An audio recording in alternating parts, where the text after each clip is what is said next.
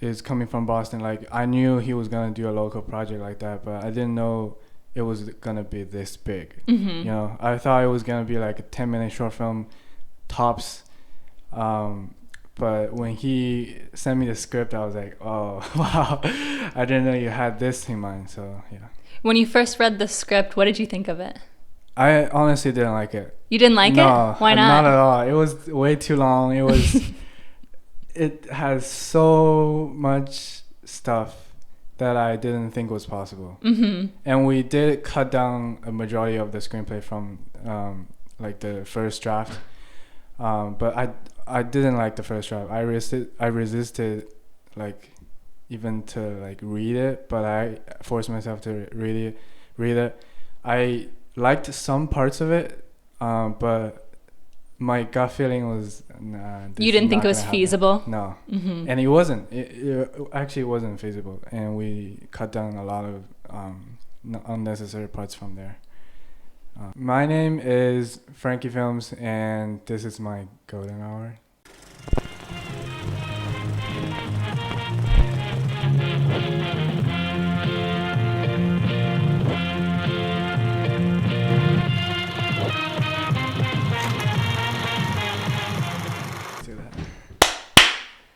Hello everyone, and welcome back to season 7. I am Lexi Matthews, one of the producers of GDP, and you are tuning in to GDP, the director's cut. Here we are with episode 2, and who are we interviewing today? Should I start with my name? I guess. Yeah, go with your name. My name is my Chinese name is Yunfan Xu. That's my real name, but I always go by Frank, and that's what like most people call me. So either way, I'm fine with both. Frankie. And what does Conor call you? I know he gives everyone a nickname. He calls me Frankie Films. Frankie Films. Yeah. we had like other nicknames that didn't work. They didn't at stick. all. Yeah. So yeah, this one actually, I actually like it. So. Yeah. And Frank, what are you doing for this little project? I'm basically shooting the film, if you will. I'm the cinematographer, DP on this film.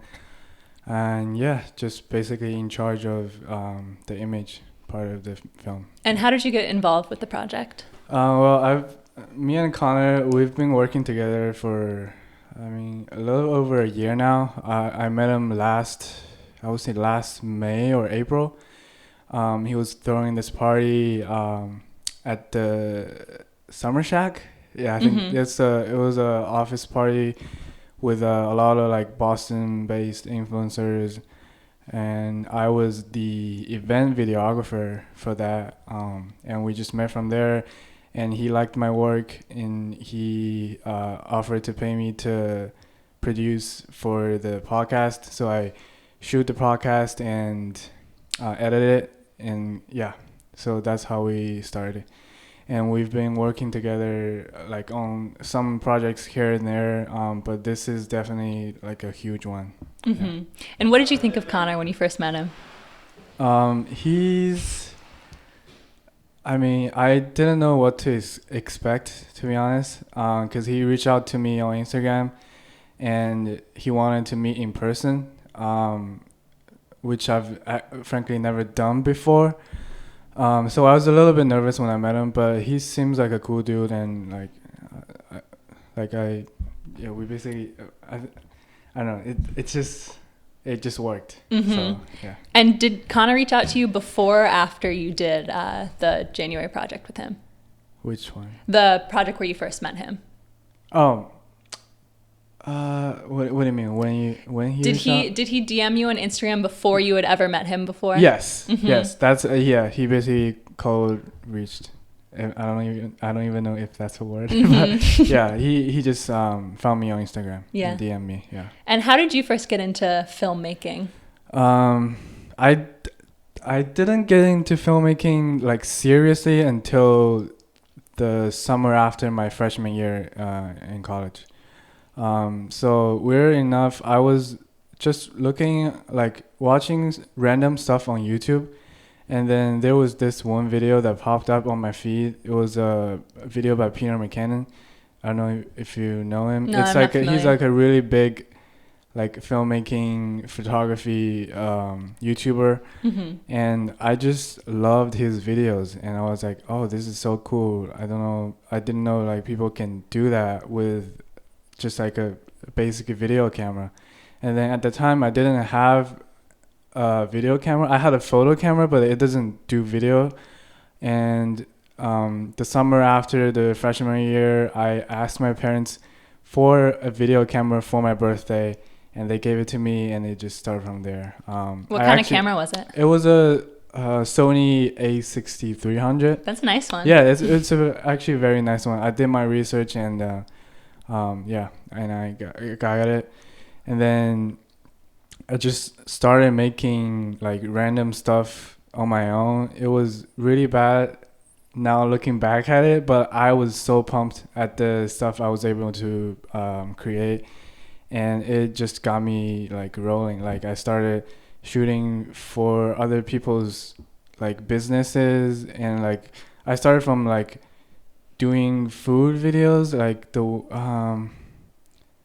there was one startup, and basically I was just making food videos, like behind the scenes food videos and how you make them, and eventually like branching out to other parts of filmmaking. So yeah, that's how I started. What was an example of one of the food videos you made?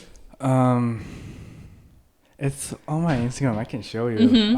It was just like you know what like tasty videos are, like on Facebook, where it's like an overhead shot of someone mixing something in a bowl. Is it like that? Like my video is a little bit like more flashy than that, because I was really into like editing and like doing the effects. So that was I was a little bit more. I don't know. You can see. This is my most popular video at the time. Oh wow! What are they making here? They're making, it's a type of Chinese dessert. I don't even know how you say them in English. It's called hulu. So basically it's sweet and you coat it with sugar.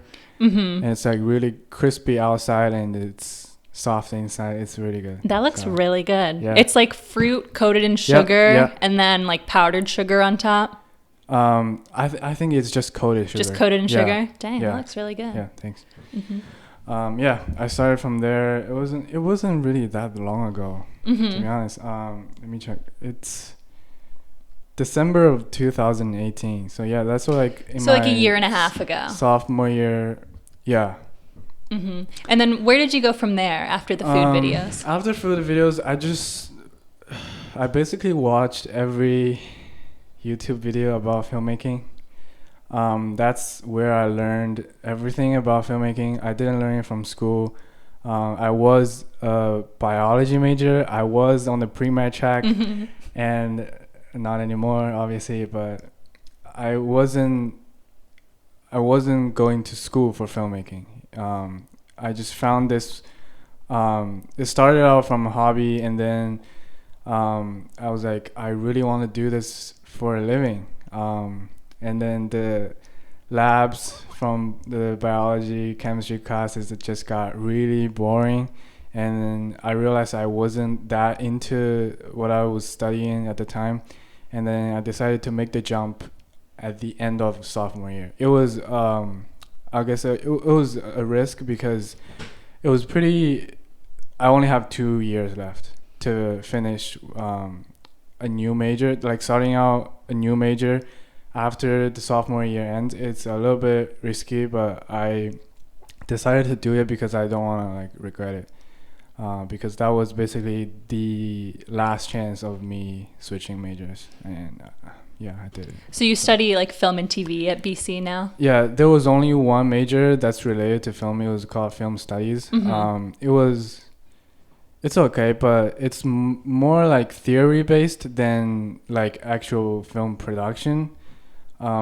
Just because the major is really small in BC, and I mean you really need like equipment and stuff to do like production side of filmmaking. So a lot of the classes are just theory or history class about filmmaking, but it was okay. but I learned everything about the production on my own on YouTube, and just by doing it myself.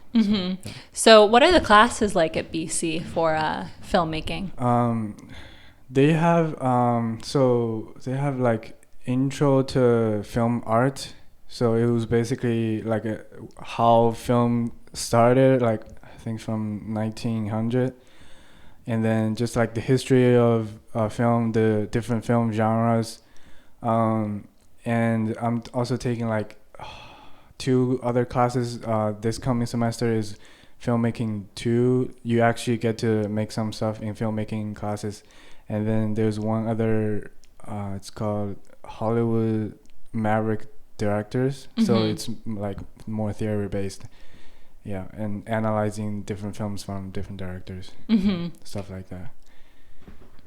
So after you got involved with Conor, did he pitch the movie idea to you at some point? Yeah, it was. What was that like? It was pretty early. I think he brought it up to me sometime, basically last winter. So it's been like 10 months or so since he brought it up. But we've been, it was pretty early. But he never actually told me when he wanted to film it until like basically the whole production thing started. I guess it was like 3 months ago. Yeah. So what did you first think when he pitched it to you? I liked it. I actually liked it. I always knew he was gonna do something like that, because he's all about like meeting people in Boston and getting something really cool done in Boston, and all the resources is coming from Boston. Like I knew he was gonna do a local project like that, but I didn't know it was gonna be this big. You know, I thought it was gonna be like a 10-minute short film tops, but when he sent me the script, I was like, oh wow, I didn't know you had this in mind. So yeah. When you first read the script, what did you think of it? I honestly didn't like it. You didn't like it? Why not? Not at all. It was way too long. It was it has so much stuff that I didn't think was possible. And we did cut down a majority of the screenplay from like the first draft. But I didn't like the first draft. I resisted like even to like read it, but I forced myself to read it. I liked some parts of it, but my gut feeling was you didn't think it was feasible? No. And it wasn't. It actually wasn't feasible, and we cut down a lot of unnecessary parts from there. What was that editing process like? Oh, it was a lot. I actually didn't start getting involved in editing the screenplay until I would say 3rd or 4th draft. He sent me the first draft and I was like, okay. I didn't like really, I wasn't really like enthusiastic about it. Yeah, you were like, whatever. Yeah. And then a month or 2 passed, and then he was sending me like edited screenplays. It was still really long, and I actually thought about turning down making the film so many times before I actually got to work on the screenplay with him. And what finally won you over? What made you say like, okay, I am going to do this? I guess I always kind of have that thought of quitting in my mind. But it just got smaller and smaller. Because I started seeing the screenplay coming into life, and then actually having a relatively compact storyline. I guess once we started working on cutting down the film, me and Jack and Conor, we 3 like basically we have a Zoom call basically every day, and we worked on part of the screenplay, and then we just chime in and say what can we cut, and we cut a lot of the parts, and it just made the screenplay that much better. And I was like, okay, now I can actually like get my mind wrap around it and like actually do it. So yeah. And once you're happy with the screenplay, where did you guys kind of go from there? What was the next step after that? It wasn't that long ago. We just started going to the locations that we know we're gonna shoot, and then seeing the space first of all, and well, just seeing the space and meeting the people we're gonna work on the film, just having a good relationship beforehand. I feel like that was a very important step. And yeah, we just start from there. Like me and Conor always have like a rough plan before we shoot, but we just go in it without like getting too detailed, about the plan, if you know what I mean. Yeah. Do you think that's been challenging to you to have to deal with kind of reworking the plan? Not really. I really like being spontaneous on set and making last minute changes. Not like huge changes that like we can shoot at this location type of change, but like maybe just like tweaking the shots or the lighting or whatever on set. Those make a big difference, and I like working that way. It's more free flowing, it's more spontaneous, and both of us work that way before this, so it just really worked out for us. What have you found challenging about the project so far? I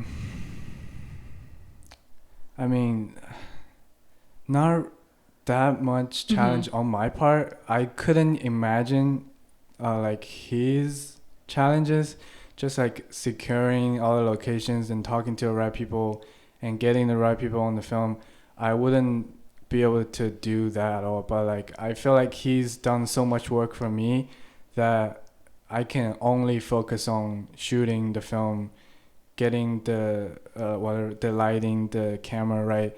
That's what I'm good at. I have no complaints about like the locations or whatever. And he's very communicative, as you know. And yeah, not that much challenge for me, to be honest. That's good. What are you most excited for coming up in the shoot? It's just the sheer size of the project.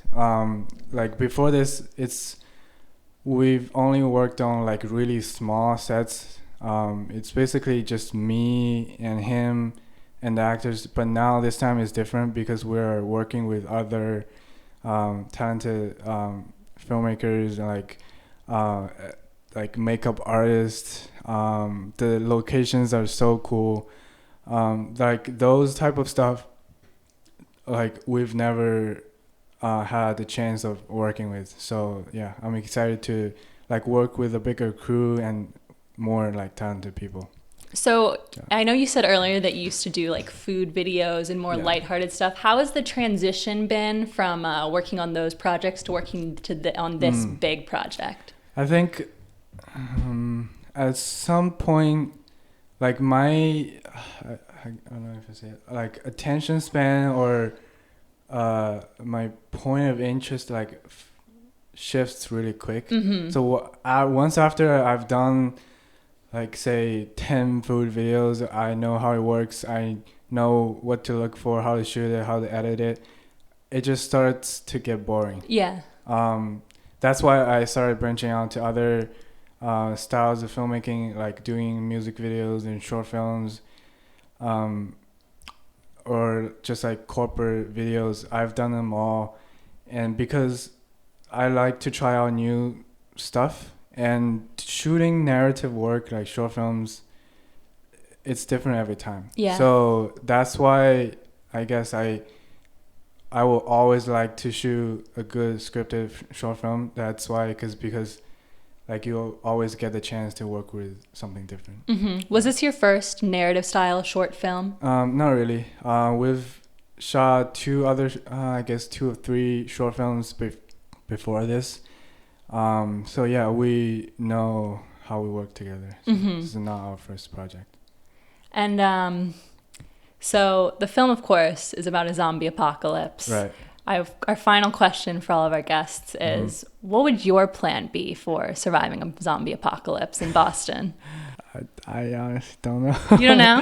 I would just lock myself in the room and In the room, in the atrium. Maybe. The atrium's a good spot because you're like right on top of Star Market. Yeah, I guess I wouldn't run for sure. Yeah, I would just be in a room and hopefully it doesn't come to me. Yeah. And so we're gonna do what we do. Of course, you produce this, so you know the beginning and end of every episode. Yeah. And do you need me to give you a little refresher? I'm you think good, you got I'm it? good. All right, knock it out of the park, Frank. Yeah. All right. My name is Frankie Films, and this is my golden hour. Perfect. Yeah. And the end one? Oh. My name is Frankie Films, and that was my golden hour. Perfect. Yeah. Thanks, Frank. This is really good. Almost forgot. Yeah, almost there. All right. Perfect.